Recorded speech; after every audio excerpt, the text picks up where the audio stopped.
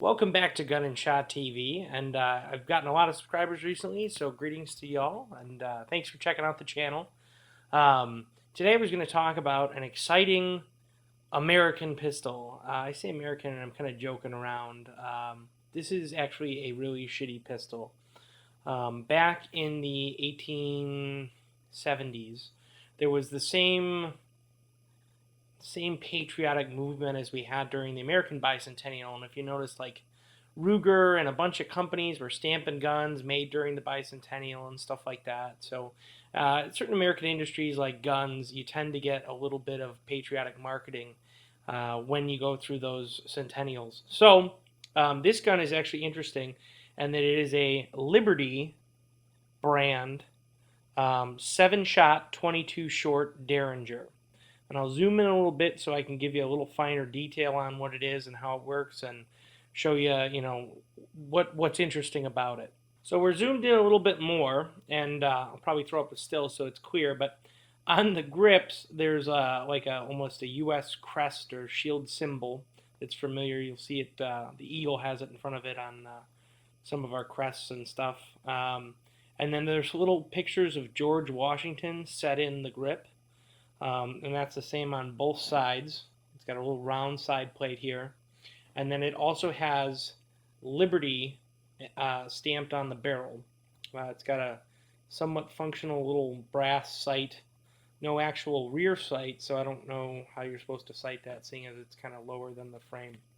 But like I said, this is a 7-shot 22 short. These were made in the 1870s. Like I said, this design was kind of made to capitalize on patriotism in the first centennial, 100 years after 1776. So these were actually very cheap, what were referred to as suicide specials.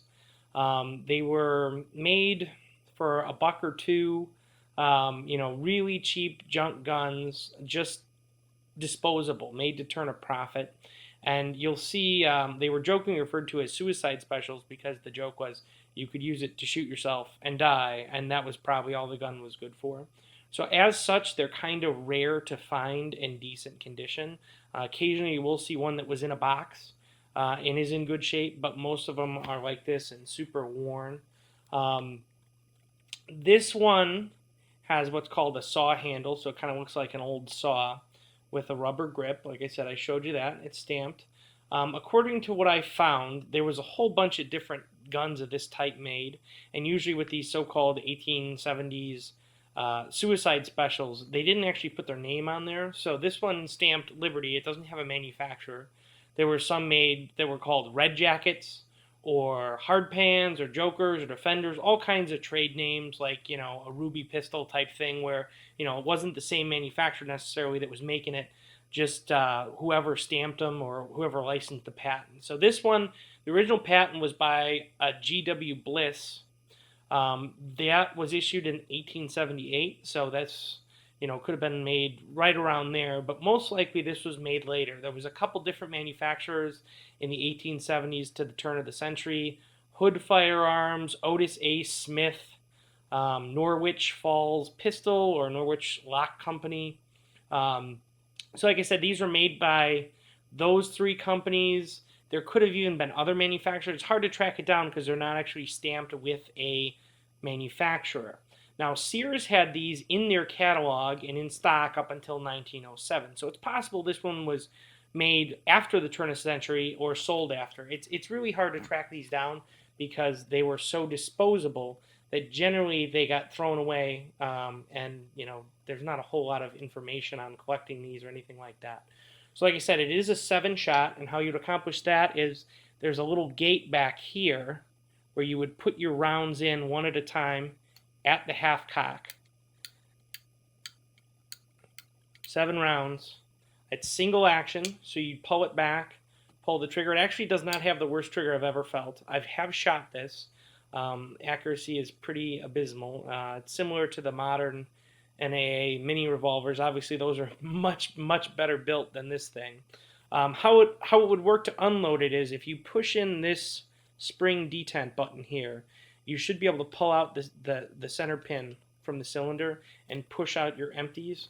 Now with this one, it sat somewhere, and obviously it got some corrosion. The finish is peeling off.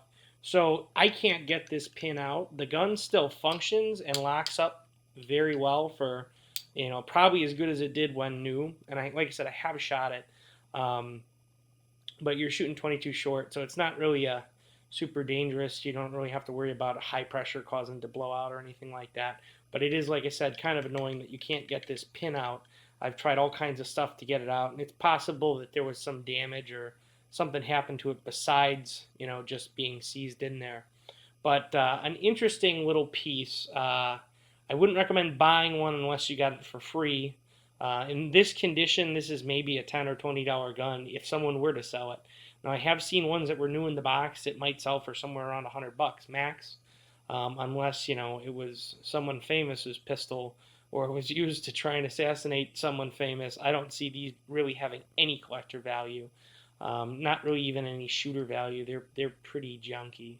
So another thing is you'll sometimes see a later Liberty pistol that was ironically designed around the bicentennial, and that was sold by Rome, which is the German company that made just cheap Saturday night specials in the 60s and 70s in the U.S. So you'll sometimes see those. Those are also referred to as, I think, Liberty 21 pistols, a completely different pistol, but probably just as junky as this one. I hope you like my rundown on this Liberty 22 pistol. Thanks for watching. If you liked the video, click like. If you didn't, click dislike. I don't really care. Make sure you leave comments if you have any feedback on this guy.